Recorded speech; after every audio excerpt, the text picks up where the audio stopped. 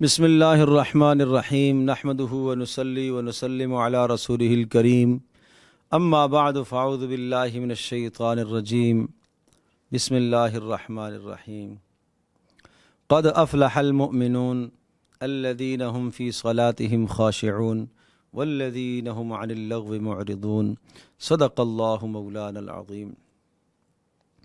18ویں پارے میں سورۃ المؤمنون اور سورۃ النور یہ دو صورتیں ہیں، اور سورۃ المؤمنون کو سمجھنے کے لیے اس کا ابتدائی پس منظر میں عرض کرتا ہوں۔ رسول اللہ صلی اللہ تعالیٰ علیہ وسلم پر ایمان لانے والے فقراء صحابہ، اور بہت سارے ان میں ایسے بھی تھے کہ مکی دور میں جنہوں نے رسول اللہ صلی اللہ علیہ وسلم پر ایمان لایا، جن کا کنبہ قبیلہ مضبوط نہ تھا، ظلم اور زیادتیوں میں پسنے لگ گئے۔ کافروں کی طرف سے، مشرکین کی طرف سے، سرداروں کی طرف سے سخت آلام اور مصائب اور پریشانیوں سے ان کو سامنا کرنا پڑا، اور یہاں تک کہ بہت سارے ایسے بیٹا مسلمان ہوا تو باپ کفر پر ہے، باپ نے سب کچھ چھین لیا، گویا کہ تنگ دستی کی زندگی، فقر کی زندگی گزر رہی تھی۔ کافر طعنہ نہ دینے لگے، محمد کا کلمہ پڑھ کے تم نے کون سی کامیابی حاصل کر لی؟ یہ کون سی کامیابی ہے؟ دنیا کی لذتوں سے ہاتھ دھو بیٹھے ہو، اقربا اعزا سے ہاتھ دھو بیٹھے ہو، مال و متاع سے ہاتھ دھو بیٹھے ہو، یہ کیا کامیابی ہے؟ اللہ نے اس ماحول میں ان آیات کو نازل فرمایا، قد افلح المؤمنون، قسم ہے، یقینی بات ہے، یہی اہل ایمان کامیاب ہیں۔ جن کو تم ناکام سمجھتے ہو یہی کامیاب ہیں۔ نمبر 1، جن کی نمازوں میں خشوع پیدا ہو گیا۔ نمبر 2، جو لغویات سے اپنے آپ کو بچاتے ہیں۔ نمبر 3، جو زکوٰۃ ادا کرتے ہیں، یعنی دل کا تزکیہ کرتے ہیں، مال کو اللہ کی راہ میں خرچ کرتے ہیں۔ نمبر 4، شرمگاہوں کی حفاظت کرتے ہیں۔ نمبر 5، اپنی امانتوں کا خیال رکھتے ہیں، جو امانتیں ان کو سپرد کی جائیں ان امانتوں کی پاسداری کرتے ہیں۔ اور نمبر 6، وعدوں کی پاسداری کرتے ہیں۔ نمبر 7، نمازوں کی حفاظت کرتے ہیں، شروع بھی نماز، آخر میں بھی نماز۔ اشارہ یہ ہے کہ جو نماز پر پابندی کرے گا اللہ پاک اس کو یہ صفات عطا فرمائے گا۔ تو یہ کامیاب مسلمان کی یہ صفات ہیں، تو یہ ہیں کامیابی کی صفات۔ اور پھر اللہ پاک نے اپنی قدرت کے بڑے دلائل کو بھی ذکر فرمایا، تخلیق انسانی کو ذکر کرتے ہوئے پھر گزشتہ امتوں کے کچھ حالات آئے۔ نوح علیہ السلام کا تذکرہ ہے، اور نوح علیہ السلام کا اور ان کی قوم کا تذکرہ، اسی طرح سے حضرت ہود علیہ السلام کا تذکرہ ہے۔ تو یہ کچھ گزشتہ انباء اور رسل کے کچھ مختصر سے واقعات، پھر حضرت موسیٰ اور حضرت ہارون علیہ السلام کا تذکرہ۔ ان انبیاء کے تذکرے کے بعد ایک پیغام اللہ تبارک تعالیٰ نے انبیاء کے توسط سے امتوں کو پیغام دیا۔ حقیقت میں یہ پیغام تو امتوں کو ہے، لیکن انبیاء کے توسط سے آ رہا۔ وہ کیا؟ یا ایھا الرسل کلوا من الطیبات واعملوا صالحا، اے رسولو پاکیزہ روزیاں کھایا کرو اور اعمال صالحہ کیا کرو۔ رسول تو ہمیشہ ہی پاکیزہ کھاتا ہے، رسول تو حرام کے قریب تک نہیں بھٹکتا، لیکن یعنی یہ اتنا بلند حکم ہے اللہ کا کہ اللہ تبارک تعالیٰ نے اس حکم کو نبیوں کو دیا کہ نبی بھی وہ بھی اس حکم کے پابند ہیں، تو تم کہاں ہوتے ہو؟ تمہیں بھی پابندی کرنی چاہیے۔ وَاعْمَلُوا صالحا، نیک عمل کرو۔ نیک عمل کا تعلق، بہت بڑا تعلق کس چیز کے ساتھ ہے؟ رزق حلال کے ساتھ۔ رزق حلال نہیں نماز بھی قبول نہیں، رزق حلال نہیں دعا قبول نہیں، رزق حلال نہیں مصائب کے اندر گھر جائے گا، پریشانیوں میں گھر جائے گا۔ اس لیے اللہ کی بندگی کے لیے رزق حلال بڑی اہمیت کا حامل ہے کہ رزق حلال کا اہتمام کیا جائے، حرام کے لقمے سے اپنے آپ کو بچایا جائے۔ اور پھر آخر میں قیامت کے احوال بڑی شدت کے ساتھ، فَإِذَا نُفِخَ فِي الصُّورِ، جب سور پھونکا جائے گا، فَلَا أَنْسَابَ بَيْنَهُمْ، اب قرابت داریاں سب ختم ہو جائیں گی، اب تعلق داریاں سب ختم ہو جائیں گی۔ فَمَنْ ثَقُلَتْ مَوَازِينُهُ فَأُولَٰئِكَ هُمُ الْمُفْلِحُونَ، اب کامیابی اور ناکامی کا دار و مدار کیا ہے؟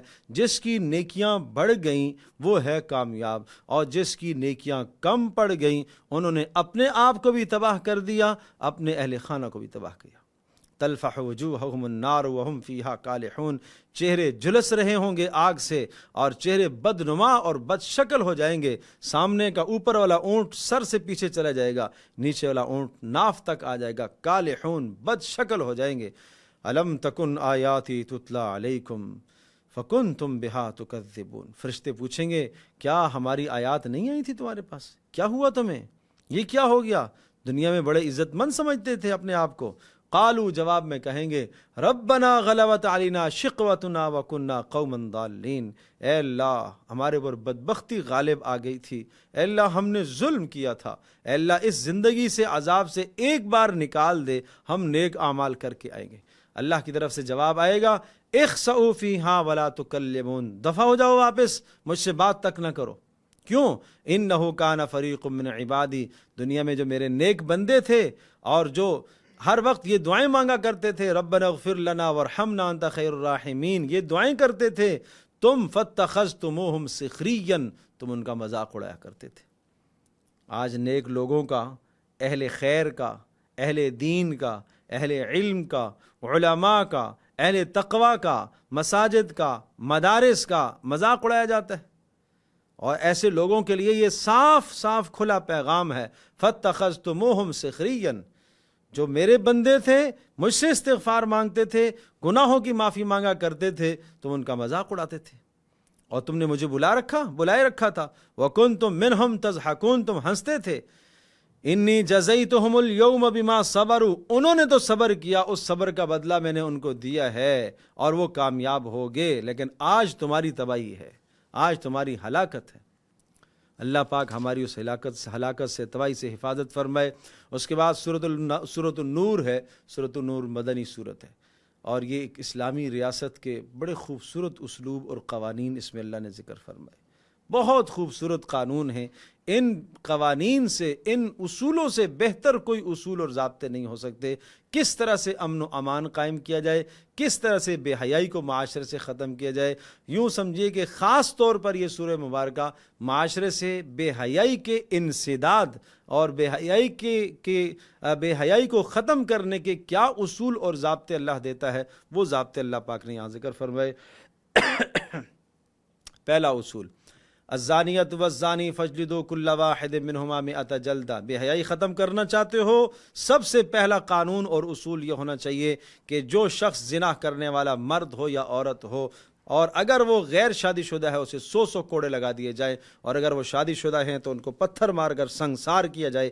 یہ ایک مرتبہ یہ سزا نافذ ہوگی، لیکن دوسروں کی عزتیں بچ جائیں گی، معاشرہ پاک دامن بن جائے گا. نمبر 2، الزانی لا ينکح الا زانیۃ او مشرکہ. یاد رکھنا کہ معاشرے میں نیکوں کا نکاح نیکوں کے ساتھ، پاک دامنوں کا نکاح پاک دامنوں کے ساتھ کیا جائے، اس کا خیال رکھا جائے. نمبر 3، والذین یرمون المحصنات، بلا وجہ جو نیک عورتوں پر تہمتیں لگاتے ہیں زنا کی، اور تہمتوں کی سزا یہ ہے انہیں کہا جائے کہ 4 گواہ لے کر آؤ، اگر گواہ لے کر نہ آئیں فجلدوہم 80 جلدہ، 80 کوڑے ان کو لگا دیے جائیں گے. کیوں؟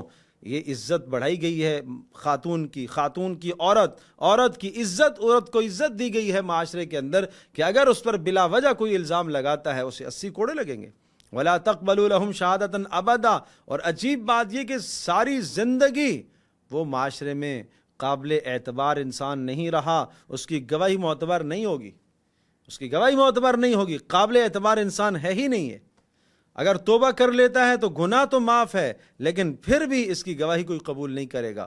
اور والذین یرمون ازواجہم، چوتھا اصول یہ سمجھایا کہ اگر کوئی آدمی اپنے گھر کے اندر اس قسم کی بے حیائی کا ارتکاب دیکھتا ہے تو لعان کے اصول سمجھائے کہ 4 مرتبہ وہ قسمیں کھا کر کہے گا میں نے یہ جرم دیکھا ہے اپنے گھر کے اندر، اور 4 مرتبہ عورت یہ کہے گی، وہ یا تو اقرار کر لے کہ ہاں مجھ سے یہ جرم ہوا ہے، اگر وہ جرم کا اقرار کرے گی تو اس سے شریعت حد لگائے گی، اور اگر وہ اقرار نہیں کرتی ہے، انکار کرتی ہے، تو 4 بار وہ اقرار کر کے کہے گی اس نے جھوٹ بولا ہے.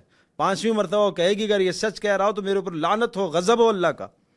اور پھر اسلامی عدالت ان کے درمیان میں تفریق کر دے گی. اور یہ سمجھایا کہ اس قسم کی بے حیائیوں سے اپنے معاشرے کو پاک رکھنے کی کوشش کرو. اور اسی طرح سے 5واں اصول یہ سمجھایا لا تتبعوا خطوات الشیطان. شیطان کے نقش قدم پر کیوں چلتے ہو؟ کیوں افواہوں پر تم کان دھرتے ہو؟ لوگوں کی باتوں پر کیوں کان دھرتے ہو؟ بلا تحقیق باتیں کیوں کہتے ہو؟ اس کا تمہیں خیال رہنا چاہیے. بلا تحقیق باتیں نہ کرا کرو جس سے معاشرے میں فساد پیدا ہونے کا خدشہ ہے. اور 6واں اصول یہ سمجھایا ولا یأتل اولو الفضل منکم والسعۃ.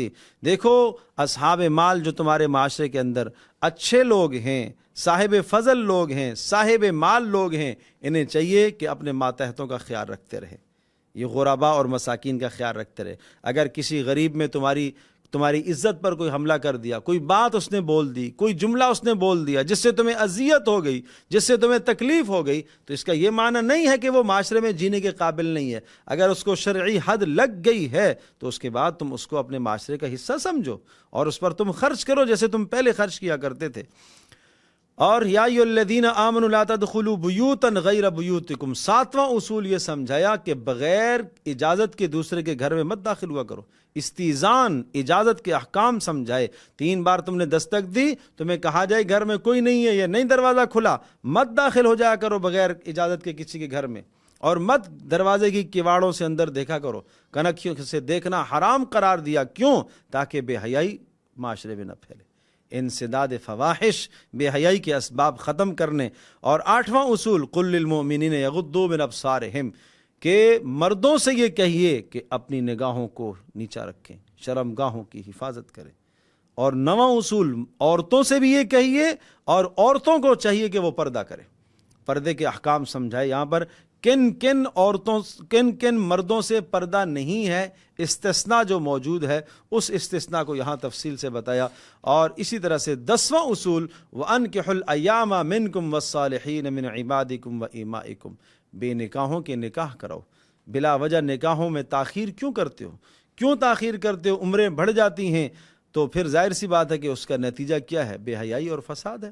رسول اللہ صلی اللہ علیہ وسلم نے صاف صاف فرمایا کہ جب تمہارے پاس ایسے شخص کی طرف سے نکاح کا پیغام آ جائے جس کے اخلاق سے اور دین سے تم راضی ہو، تو اب اپنی بیٹی کا رشتہ اسے دو، فزوجوہ، نکاح کرا دو۔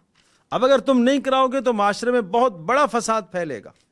تو پتہ چلا بے نکاحوں کے نکاح کراؤ۔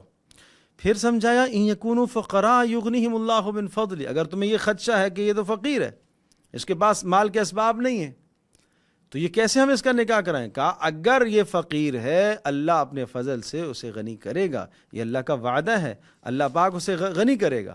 یا ایھا الذین آمنوا لیستأذنکم الذین ملکت ایمانکم، 11واں اصول یہ سمجھایا کہ تمہارے چھوٹے بچے اگر تمہاری خوابگاہوں میں داخل ہوتے ہیں، بلا اجازت داخل ہوتے ہیں، تو کوئی حرج نہیں ہے، بار بار بچہ گھر میں داخل ہو اور اجازت آپ سے طلب کرے، مشقت میں پڑ جاؤ گے۔ لیکن وہ اوقات کے جن اوقات میں میاں بیوی کا میلاپ ہوتا ہے، ایک کمرے میں میاں اور بیوی علیحدہ ہوتے ہیں، ان اوقات کے اندر ان چھوٹے بچوں کو بھی اجازت لے کر، وہ بچے جو تمیز رکھتے ہیں ان کو اجازت لے کر اندر آنا چاہیے۔ والقواعد من النساء، 12واں قانون اور اصول یہ سمجھایا کہ معاشرے میں وہ بوڑھی عورتیں جو نکاح کی رغبت نہیں رکھتی اور نکاح کی عمر سے نکل چکی ہیں، ان کے لیے کچھ نہ کچھ تخفیف کر دی گئی ہے، اور وہ تخفیف یہ ہے ان یضعن ثیابہن غیر متبرجات بزینہ، وہ بہت زیادہ اگر حجاب کے کپڑے نہ بھی پہنے تو کوئی مذائقہ نہیں، لیکن زینت اختیار کرنے کی اور زینت اختیار کر کے باہر نکلنے کی اجازت انہیں بھی نہیں ہے۔ اور اسی طرح سے 13واں اصول یہ سمجھا لیس علیکم علی الاعمى حرج ولا علی الاعرج حرج، ہاں کچھ لوگ مستثنیٰ ہیں، معنی یہ کہ اگر نابینے ہیں، اسی طرح سے اعرج اور لنگڑے ہیں، یہ اگر تمہارے گھروں کے اندر گاہے بگاہے آ جاتے ہیں اور ان کو کھانے کی حاجت ہے اور ضرورت مند ہیں تو ان کی حاجت کو پورا کر لیا کرو۔ اور تم اپنے اقربا اور اعزہ، اپنے قریب والوں کے گھروں سے اگر بلا اجازت بھی کھا لیتے ہو، جیسا کہ اپنے باپ کے گھر سے، ماں کے گھر سے، بھائی کے گھر سے، بہن کے گھر سے، ماموں کے گھر سے، خالہ کے گھر سے، ان تمام گھروں سے اگر تم بغیر اجازت بھی لیتے ہو اور انہیں برا نہ لگتا ہو تو اس کی تمہیں گنجائش دی گئی ہے۔ اس کے بعد سورہ فرقان ہے۔ اللہ تبارک تعالی ہی بابرکت ذات ہے، اس دنیا میں برکتیں اللہ ہی عطا کرتا ہے۔ اور پھر مشرکین کی جانب سے ہونے والے اعتراضات اور اس کے جوابات اس سورہ مبارکہ کے دوسرے حصے میں، اور اس کا اختتام اس بات پر ہو رہا ہے وما ارسلنا قبلک من المرسلین الا انہم، یہ جو اعتراض تھا مشرکین کا، یہ کیسا رسول ہے، یہ تو کھاتا ہے، یہ پیتا ہے، کہ اس سے پہلے بھی رسول آئے، وہ بھی کھاتے وہ بھی پیتے، ان کی بھی ضروریات، ان کی بھی حوائج تھی، یہ تو رسول چونکہ ہے ہی انسان ہے، انسانوں والی حوائج ہیں، انسانوں والی ضروریات ہیں، تو یہ چیز کوئی ایسی نہیں ہے۔ فرمایا وجعلنا بعضکم لبعض فتنہ، یہ تمہارے لیے آزمائش ہے، کون رسول کی بات مانتا ہے، کون انکار کرتا ہے۔ اللہ تبارک تعالی ہم سب کے لیے سمجھنا عمل کرنا آسان فرمائے۔